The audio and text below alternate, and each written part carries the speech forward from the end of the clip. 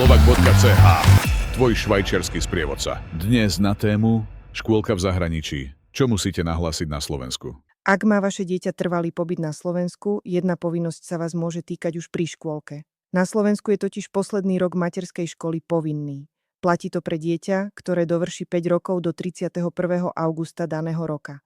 Povinné predprimárne vzdelávanie potom začína od septembra. Ak teda žijete napríklad vo Švajčiarsku a dieťa chodí do škôlky tam, slovenský systém ho môže stále od vás vyžadovať, administratívne riešiť.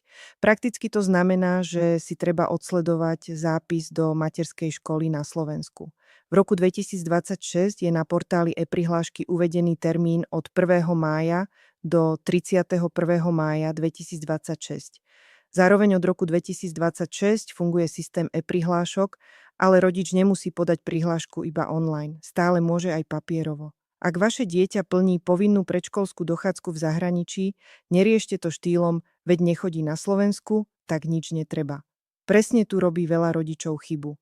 Dôležité je včas si preveriť v konkrétnej slovenskej materskej škole, aký postup od vás požadujú, aby bolo dieťa evidované správne a nevznikol problém len preto, že ste zmeškali termín alebo dokument. Nie je to téma, ktorú treba odkladať. Pri škôlke to ešte ľudia často podcenia, ale práve tam sa celý administratívny reťazec začína.